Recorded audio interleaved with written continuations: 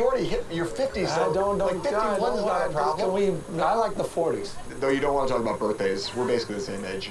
I was born the year Reagan won the governorship, 1966. The first 8 years of my life, first 8 years of your life, Reagan was the governor.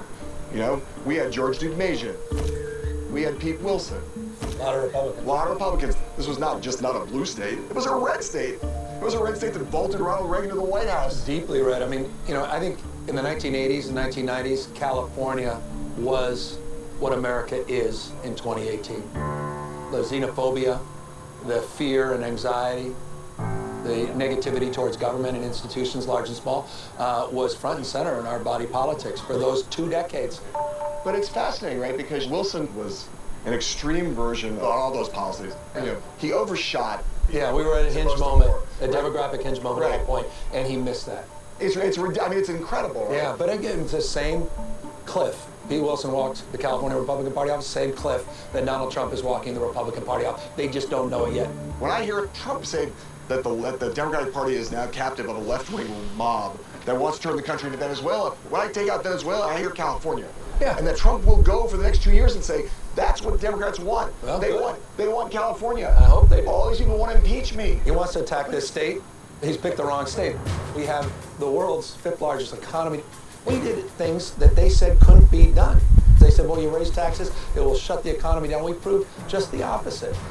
Trump can never provide the framework of economic growth in a sustainable way without California being a big part of that. If the Democratic Party wants to maintain a governing majority for decades to come, California has provided, I think, the blueprint for that kind of majority.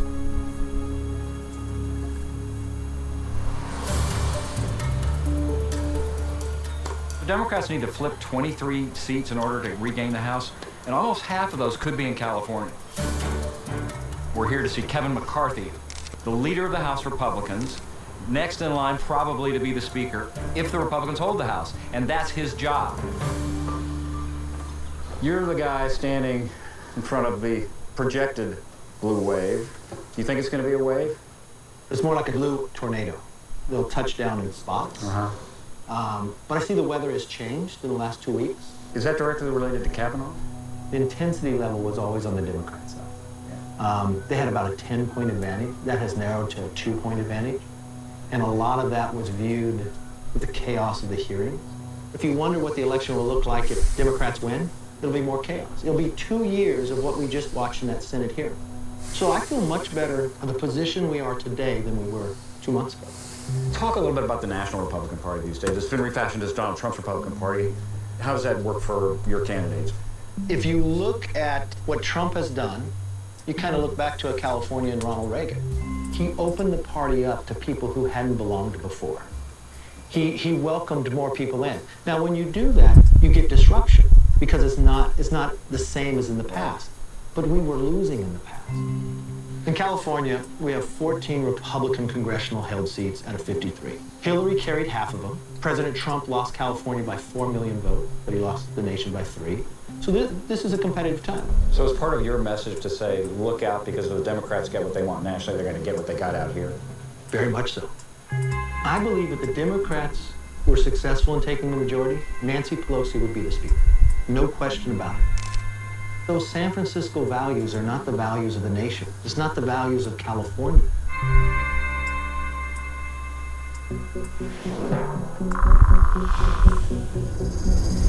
Democrats pushing for a blue wave are now looking at California's 22nd congressional district. This would be the Devin Nunes district. Democrats would like to have a shot at that. Welcome to Fresno, California. This is a different part of California than the California we've been exploring so far. This is not San Francisco. This is not Los Angeles. This is not coastal California, not liberal California. This is the Central Valley.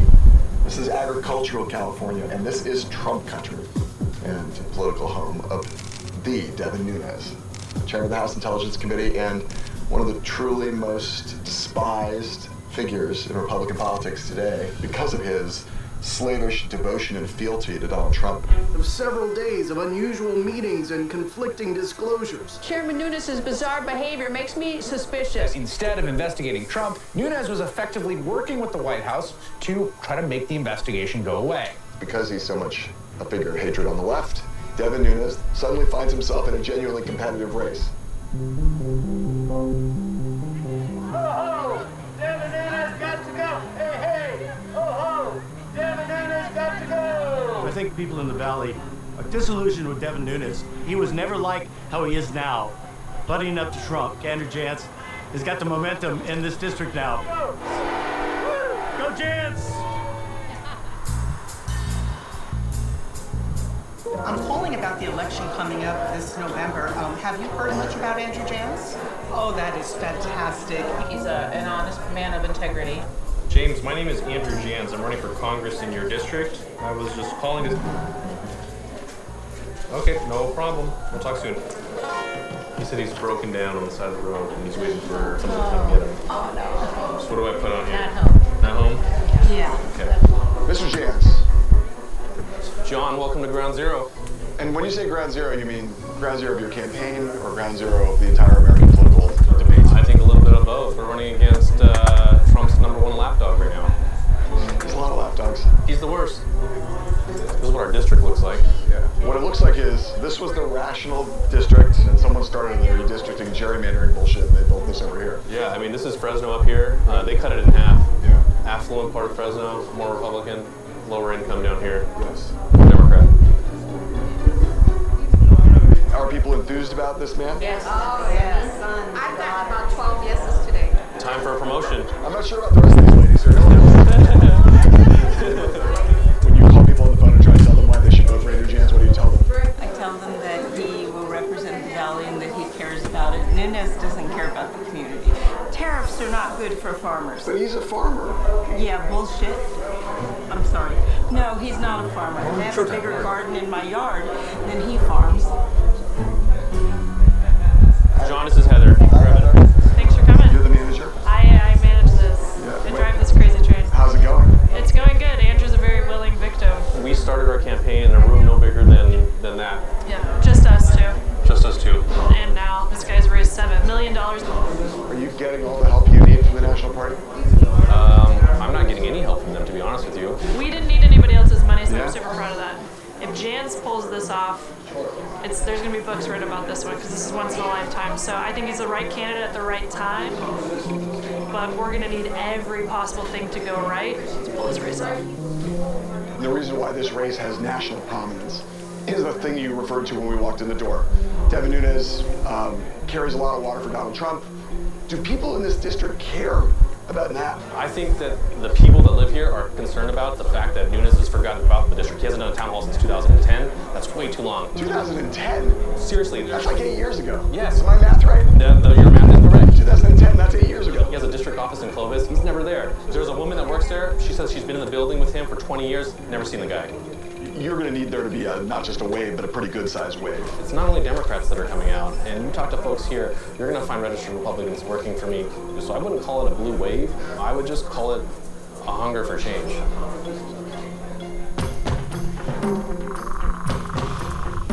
If there is one race in California that looks to be the single closest, is this one. Harley Ruda is suddenly neck and neck with Rohrabacher. Orange County has been reliably Republican for the better part of the last century. And you have here a 15-term incumbent, Dana Rohrabacher, who arm wrestled with Vladimir Putin, who has questioned whether or not the Kremlin actually interfered in the 2016 election. He has a target on his back the size of the moon. Rohrabacher is running against a former Republican named Harley Ruda.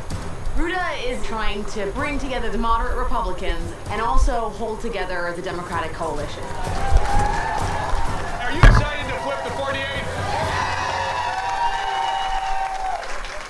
I talk a lot about the differences between me and Rohrabacher. His comments that people shouldn't have to sell their homes to gays and lesbians. And he also says climate change is a global fraud. It just goes to show how unfit he is to lead. We need to get him out of office.